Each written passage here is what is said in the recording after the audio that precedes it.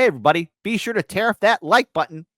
Well, tariffs, a word that's now in everyone's vocabulary, just like the Senate parliamentarian. Hey, remember that? Remember when Biden said that was an important position? Anyways, off topic. So, while live on air, we did cover how the president of Mexico and the president of the USA actually did a little sit down and had a conversation and negotiated in regards to handling the tariffs, which there has been a 30-day suspension on, right? But just a few hours later, Justin Trudeau had a sit down with Trump, and the tariffs seem to have subsided. So, did Justin Trudeau, who's going to soon to be the former prime minister of Canada, cave to Trump? I mean, I don't know why he's doing all this if he's on the way out. I mean, you were on the way out and you're making big, tough, big boy decisions while you're going to leave office. I mean, talk about screwing your country over. And I get it. Oh, someone's got to stand up to Trump, but he's on his way out. His own government and his coalition is collapsing all around him. He's surrounded by scandals and the people of Canada are divided on him. Why? What's going on here? But hey, did Justin Trudeau cave to Trump? Well, I'll let you decide. Justin, I want to be able to see my reflection by the time you're done.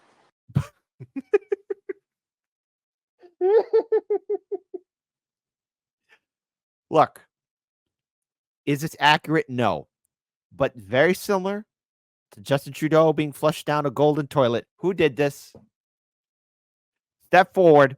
I demand an answer. Who did this? Step forward. I will not yell at you. I just want to know why. All right? Justin, I want to be able to see my reflection by the time you're done. Okay, so let's go ahead and talk about this. Let's go and talk about this as there was a major news alert. So, as always, folks, I'm having too much fun with this show because this all took place yesterday. And I think it's important for us to break down who was the overall winner, who was the overall loser, and does it matter?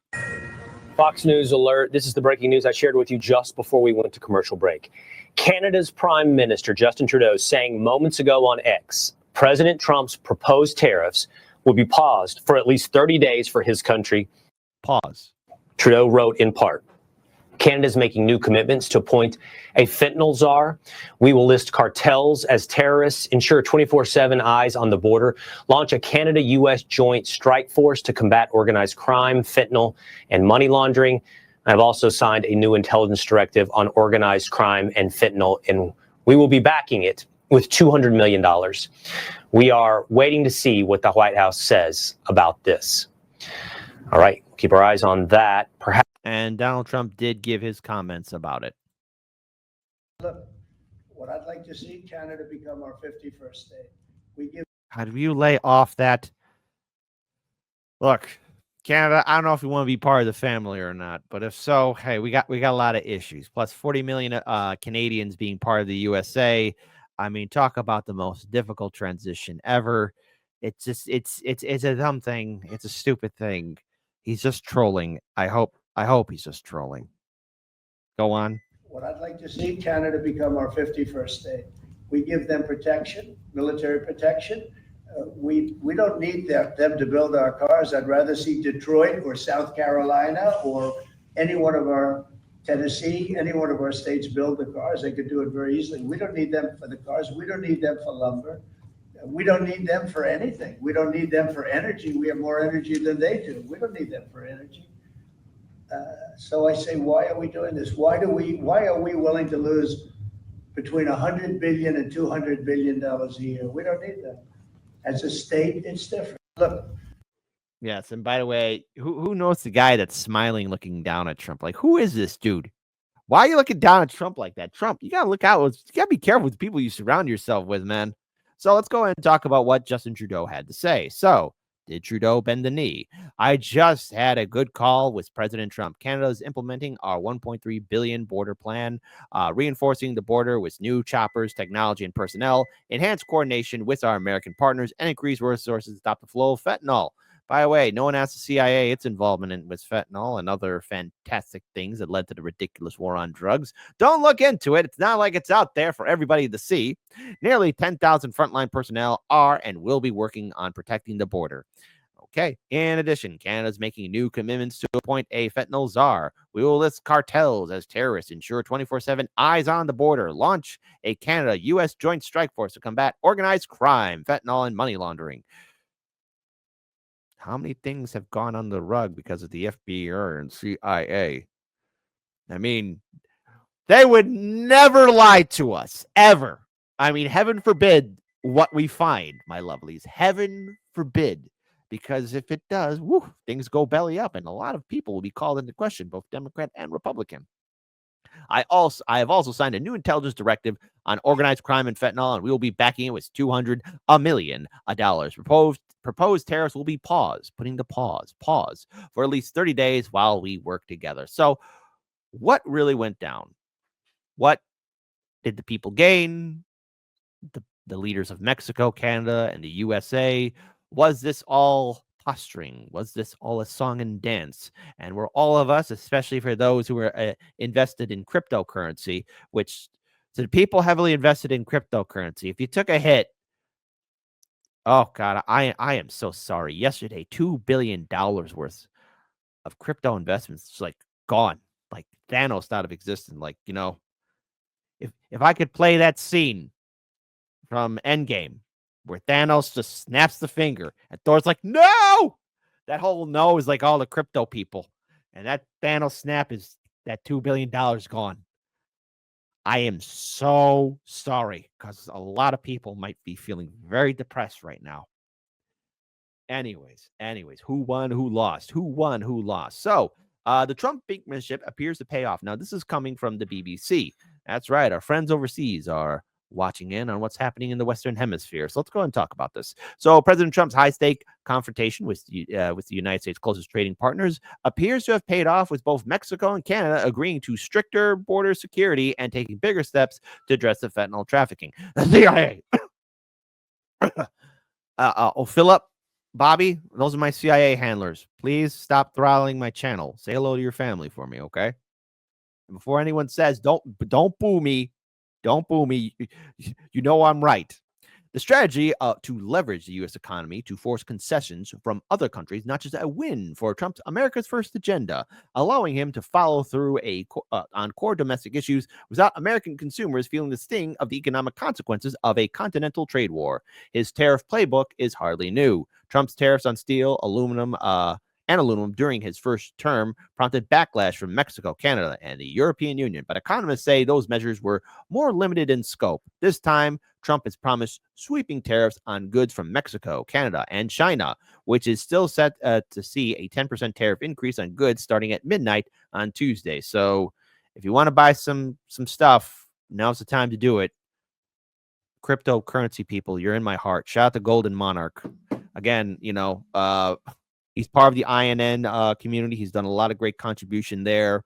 And let's just say a lot of the articles and stuff he sent me in regards towards the cryptocurrency really makes me question the overall bigger scope of what went down, especially with all this talk and posturing of a tariff war and how Canada and Mexico seem to have bent the knee, more or less. I mean, a tariff war isn't happening, but it's on pause. Pause for a moment. But it remains unclear whether Trump will follow through on his threats to Canada and Mexico once the 30-day deadline is up. That uncertainty stirs fears that could see business reducing their reliance on American markets, holding off on investing in building new factories or hiring workers until the trade standoff becomes more clear. And right now, folks, this is actually breaking right now. And I want to give a huge shout out here. Morning report. Trump pauses tariffs on Mexico, Canada as China retaliates, because there's still the thing with China, a global power that is threatening U.S. hegemony. So President Trump agreed Monday to delay for a month the aggressive tariffs he levied on Canada and Mexico over his advisor's misgiving, receiving in return pledges from both trading partners to help him strengthen U.S. border security. But China struck back against the new U.S. tariffs with a targeted tit-for-tat warning. Trump's initial order to levy then paused 25% tariffs on 2 North American neighbors rattled financial markets, adding new levels of uncertainty among governments and businesses to the north and south in Europe and Asia, and prompting new warnings from economists that tariffs were slowing U.S. growth one way or another, as a result viewed as entirely avoidable. In a month, Trump faces fiscal pressures that will require different negotiating strategies and deadlines he does not control alone. Examples: the March 14th deadline in Congress to keep the government funded, because there's always a deadline to keep the government funded. Always on edge, folks. Pressure to collaborate with Democrats to lift the nation's borrowing authority to avert default. Expectations for new spending to help victims of natural disasters. Yeah, that would be nice if those people who suffer from natural disasters on the East Coast, on the West Coast, all over can actually, I don't know, get their lives together and actually have a government help them out. Is that a bridge too far? Helping Americans? Oh, yeah, apparently it is.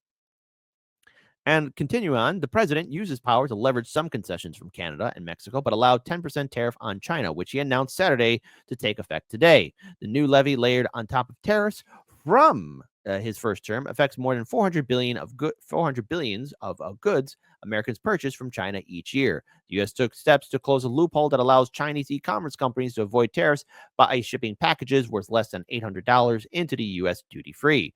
So China hits back. Beijing. Xi Jinping, you know me.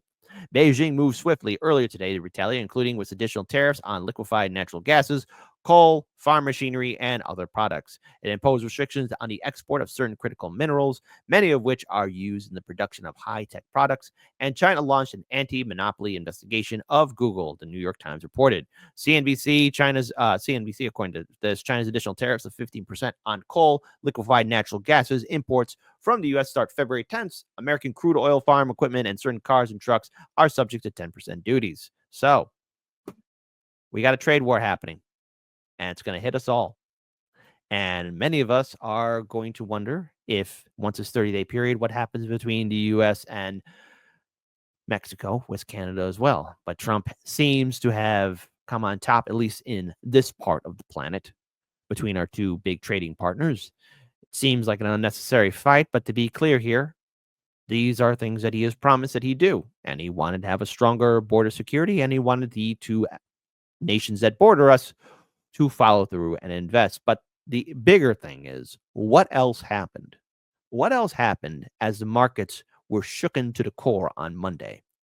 We're talking about a deep dive, no pun intended, of many markets crashing, not to a heavy extent to lead to a depression, but my goodness, 2008, the PTSD is still there. And if you were heavily involved in the cryptocurrency environment, if you were involved in crypto trading, that $2 billion worth of money, finances, gone. And we all know right now there's still a lot of talk of crypto. And for anyone that's choosing to be involved in it, invest in it, I urge you kindly to please do your research, double check and triple check if you want to swim in those waters, because Bitcoin, the front and center of, or at least the main mascot of all cryptocurrency, is on Trump's agenda as well. There's been talk about securing it within our own financial infrastructure. And of course, it was at a very high price, and it seems to have lowered in value to where perhaps maybe there's a little push to make it more affordable for other parties to buy, so they're not bleeding an arm or a leg just to get it, you know. But in regards for the political sphere here in the northern hemisphere, on the western hemisphere of this planet, between Canada and Mexico and the USA, Trump more or less can walk away with a victory. He got what he wanted. There's a 30-day suspension. We'll see the actions of both leaders of the respective countries, Canada and Mexico. Perhaps they might do a counter. But if you're in Canada right now, there's a lot to be said about Trudeau and his actions. He's on the way out. His coalition has failed miserably. He is not popular with many of his former supporters. And there seems to be a lot of instability around that region, especially politically, as the Canadian people have to pick a new prime minister. And overall, the legacy of Trudeau will be called into question, and whether or not he will have a long-term impact. But at the end of the day, the memes are pure gold. And I would say again, If you're responsible for this, come forward. Why did you do this? I just want to talk. Who did this? Justin, I want to be able to see my reflection by the time you're done. Who did this? Come forward.